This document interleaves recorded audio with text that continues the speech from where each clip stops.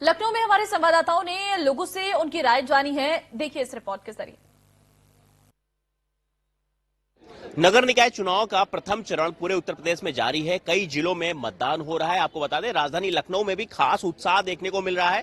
इस वक्त हम मोहनलालगंज नगर पंचायत में हैं और यहाँ पर मोहनलालगंज नगर पंचायत के जो मतदान है वो हो रहे हैं और पीछे मतदाताओं की लंबी लंबी कतारें ये साफ तौर पर दर्शा रही हैं कि लोगों में कितना उत्साह है वोटिंग को लेकर के। खासतौर पर महिलाओं में भी देख सकते हैं कि कितना उत्साह है। मैम, क्या नाम है आपका? मेरा नाम रानी अवस्थी है। कितना उत्साह है आपको वोटिंग को लेकर के? नहीं, बहुत उत्साह है। महिलाएं बहुत हो गई, मतलब कितनी देर से लाइन में लगी हैं? मैं बहुत देर से लाइन में लगी हूँ। अच्छा, आपके जो नगर पंचायत क्षेत्र का विकास है उसको देखते हुए आप किस तरह से मतदान करेंगी? मतलब क्या लगता है कि मैं खुल के नहीं क्या क्या क्या क्या आप देख के मतदान करेंगे? मैं ये सब जो महिलाओं को परेशानियां हैं, सब जो है शिक्षा के लिए, सभी के लिए, उसी के लिए मैं महिला सुरक्षा को ध्यान में रखती। बिल्कुल। और खासतौर पे आपको दिखाना चाहेंगे जो आधी आबादी बोली जाती है, महिलाओं की बात की जा रहे हैं, वहां पर देख सकते हैं कि किस तरह से लंबी कतार दिख रही है।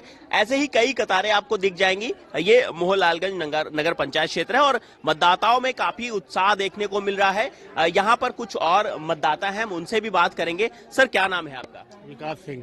कितना उत्साह है वोटिंग को लेकर के? उत्साह तो है सर। मोहनलालगंज नगर पंचायत में देख सकते हैं कि लोगों की जो लाइनें हैं वो लंबी लंबी दिखाई दे जाएंगी। हालांकि अगर मतदान प्रतिशत की बात करें तो काफी अच्छा मतदान प्रतिशत जा रहा। अगर 10 बजे की बात करें तो 10 बजे में लगभग यहाँ पर 12% के आसपास मतदान हो चुका है। ऐसे में लोगों में काफी उत्साह है और देखने वाली बात है 13 तारीख को जब रिजल्ट आएगा तो उसमें क्या कुछ निकल कर सामने आता है, किसके सर ताज आता है। लखनऊ। चलिए चर्चा कर लेते हैं। विनम्र सेन राजनीतिक विश्लेषक जो हैं वो हमारे साथ जुड़े हुए हैं और इसके साथ ही निकिता श्वरीन संवाददाता इस वक्त अधिक जानकारी के लिए लखनऊ से बनी हुई है। निकिता, सबसे पहले आपके पास ही आऊंगी, जरा माहौल दिखाना चाहिए क्योंकि अभी समय हो चुका है 10 से ज्यादा, 10:30 से ज्यादा समय हो चुका है। ऐसे में लंबा समय हो चुका है। 7 बजे से शुरुआत हो गई थी वोटिंग की और अभी तक 10:30 हुआ है। कितना प्रतिशत वोट पड़ा है अभी तक और कितनी संख्या में जो है लोग पहुंच रहे हैं बूथों पर?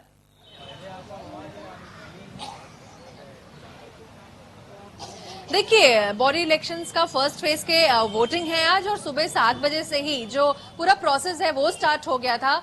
वोट्स अभी फिलहाल बहुत ज्यादा तो नहीं है, लेकिन लोगों में कहीं ना कहीं देखिए उत्साह जरूर देखने को मिल रहा है। सुबह से ही यहाँ पर फिलहाल मतदान केंद्रों पे लोग मौजूद हैं। कुछ लोग भी इस वक्त हमारे साथ हैं, उनसे भी जानेंगे। आप वोट डाल के आ चुके हैं? क्या कुछ मुद्दे आपके जहन में थे? किसको क्या बदलाव चाहते हैं या कुछ कमियां आपको नजर आती हैं? कोई कमियां नहीं, ठीक है सब। तो क्या जहन में था वोट डालते वक्त, क्या सोच चल रही थी? ये सोच तो हमारी ठीक ही, अच्छा ही सब चल रहा है। कोई दिक्कत नहीं है, कोई भी दिक्कत नहीं है। मैं और भी लोगों से बात करना चाहूंगी और ये भी जानेंगे कि जैसे जिस तरीके से धीरे धीरे और भी कैमरा पर्सन नफीस से मैं बात करूंगी कि वो आगे आए और लोगों की प्रतिक्रिया जानने के लिए हम पूरी कोशिश करेंगे कि किस तरीके से यहाँ पर जो लोग हैं उनके जो वोट डाल के निकल रहे हैं वो क्या कुछ। आप डालकर आ गई हैं वोट? जी। महिलाओं के लिए इस बार काफी कुछ सुविधाएं देने की बात कही है महिला सुरक्षा को लेकर के। जब आप वोट डालने गई थी क्या कुछ चल रहा था दिमाग में? कुछ नहीं मैम, सब सही है। सब सही है, ठीक है। कुछ और भी महिलाएं हमारे साथ हैं, उनसे भी बात करेंगे और जानेंगे।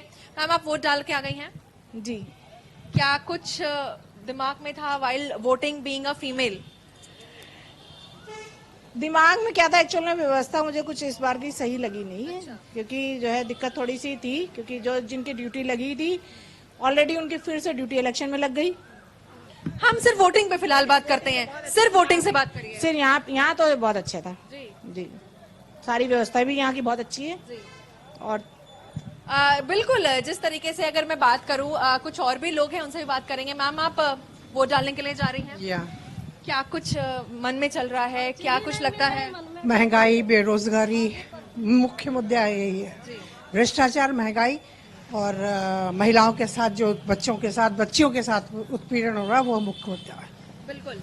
तो इस तरीके से देखिए उत्साह जरूर है लोगों में, तमाम चीजें उनके दिमाग में चल रही हैं जिस बेसिस पे वो वोटिंग लगातार करेंगे। सुबह से ही यहाँ पर लोग आ रहे हैं। अगर मैं मंत्रियों की बात करूं तो वहां पर ये भी मौजूद आ चुके हैं, पूर्व मंत्री महेंद्र सिंह माही भी अभी यहाँ पर वोट डालकर जा चुके हैं। बसपा सुप्रीमो मायावती भी सुबह यहाँ पर वोट डाल के जा चुकी हैं। अब ये भी बताया जा रहा है कि अपर्णा यादव भी कुछ ही देर में इसी पोलिंग बूथ पर पहुंचेंगी अपने वोट डालने के लिए। तो उत्साह फिलहाल लोगों में जरूर मौजूद है सुबह से ही, और शाम 6 बजे तक जो पूरी वोटिंग है वो पूरी हो जाएगी। सुरक्षा व्यवस्था की अगर मैं बात करूं तो अंदर जो फोन्स हैं उनको लगातार मना किया गया है ले जाने के लिए। मैं आपसे अपडेट लेते रहूंगी, आप बने रहिए, तब तक आप लोगों से उनकी रायों को भी जानिएगा। मैं लौट रही हूं आपके पास। विनम्र सेन लगातार हमारे साथ बने हुए हैं। सर धन्यवाद अपना समय देने के लिए, क्योंकि अभी तक 10:30 हुआ है तो कुछ भी आकलन करना इस वक्त बहुत जल्दबाजी होगा, और अभी वोट डालने के लिए लोग पहुंच रही हैं। लेकिन अब तक की स्थिति को आप कैसे देखते हैं और ये कितना महत्वपूर्ण है? क्योंकि कहते हैं कि वोट कम पड़ेंगे तो सरकार के लिए फायदा है, अगर ज्यादा पड़ेंगे तो सरकार के लिए नुकसानदायक है। ममता जी, पिछले कई चुनावों के रिकॉर्ड तो देख लें आप। हाँ। तो वोट जितना अधिक पड़ रहा है उत्तर प्रदेश में वो सरकार के पक्ष में जा रहा है। ठीक है। विधानसभा के वोटिंग परसेंटेज को देखिए तो पिछले 2017 के मुकाबले 2022 में अधिक परसेंटेज था, सरकार को फायदा हुआ।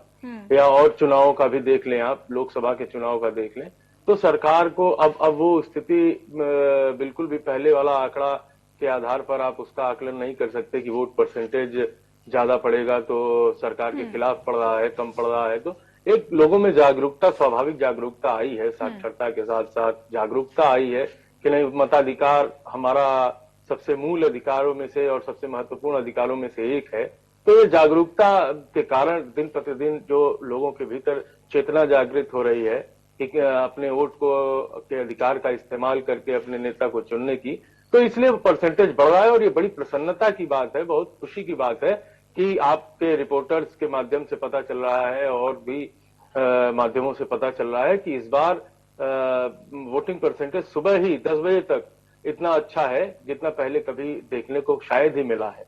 तो ये बहुत लोकतंत्र के लिए बहुत ही प्रसन्नता का विषय है और बहुत ही अच्छी बात है, और इसके प्रति और हम लोगों को जागरूक करने की आवश्यकता है। अभी 6 बजे तक का समय है। निश्चित तौर पर पिछले वर्षों के मुकाबले इस बार उम्मीद है कि वोटिंग परसेंटेज सर्वाधिक होगा। उसके पीछे एक मौसम भी कारण है कि मौसम अच्छा है। आप जानती ही हैं पूरे उत्तर प्रदेश में, अब लगभग पूरे उत्तर भारत में बरसात और बादल और ठंडा मौसम है, तो इसका भी लाभ जरूर चुनाव आयोग को मिलेगा और अधिक से अधिक वोट पड़ेंगे। दूसरी बात यह है कि चर्चा हम इस पर कर लेते हैं, क्योंकि जो मुद्दे हैं वो स्थानीय यहाँ पर होते हैं, क्योंकि निकाय चुनाव है, ऐसे में 1-to-1 कांटेक्ट रहता है सरकार का जो आएगी और जो जनता है उसका। लेकिन सुबह से मैं वोटरों की राय जो सुन रही हूँ, मूलभूत सुविधाएं हैं जिनको लेकर वो जिक्र कर रहे हैं, और कुछ लोग तो ऐसे हैं जो काफी संतुष्ट हैं सरकार के कामकाज से। जी, सरकार देखिए, कोई भी व्यक्ति नागरिक होने के नाते सरकार से अपने परिवार का खर्च नहीं चाहता।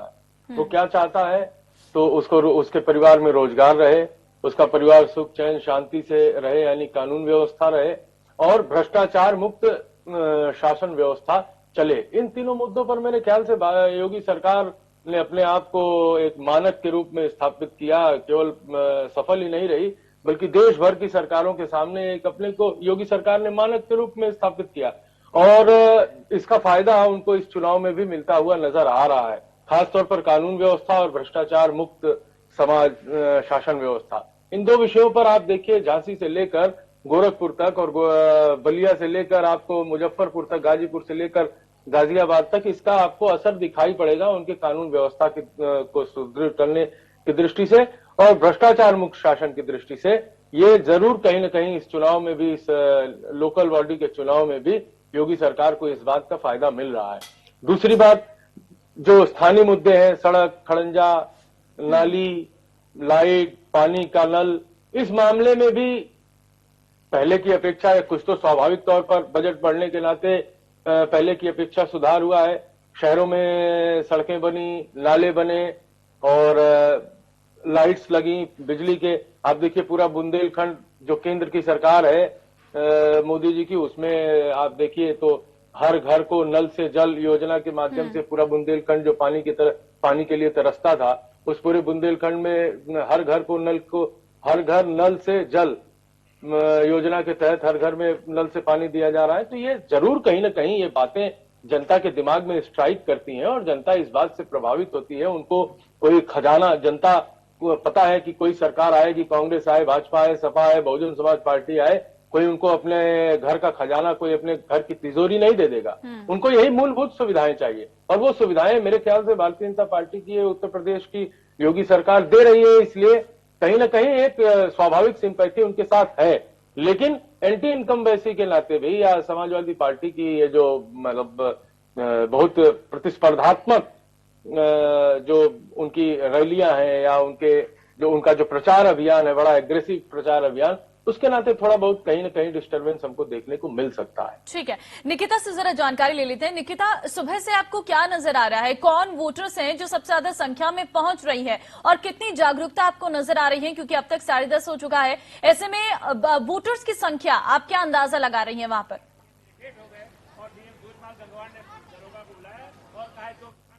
देखिए, सबसे पहले तो मैं आपको ये बताना चाहूंगी कि अभी 9 बजे तक अगर मेरे पास जितने भी फिगर्स आ रहे हैं वो यही कहते हैं कि 37 जिलों की अगर मैं बात करूं तो अभी 9.98% वोट ही पड़े हैं। तो जो लेवल है ये बहुत ज्यादा बेहतर नहीं नजर आ रहा है। वहीं लगातार अगर मैं डीएम की बात करूं, सूर्यपाल गंगवार से भी इंडिया न्यूज ने बात की है और वो लगातार यही कह रहे हैं, लोगों को जागरूक कर रहे हैं कि वो यहाँ पर आए, क्योंकि इसीलिए आज सार्वजनिक अवकाश भी घोषित हुआ है कि ज्यादा से ज्यादा लोग मतदान केंद्रों पर आएं और वोट भी करें, क्योंकि जो परसेंटेज है वो अभी इतना अच्छा नहीं दिख रहा है। फिलहाल हम एक पोलिंग बूथ पर ही मौजूद है और आप देख सकते हैं, मैं कैमरामैन से दरखास्त करूंगी कि वो फोटोज दिखाएं, पिक्चर्स दिखाएं कि किस तरीके से यहाँ पर जो प्रोसेस है वो फिलहाल सुबह से ही चल रहा है। लंबी कतारें यहाँ पर लोगों की जरूर मौजूद हैं।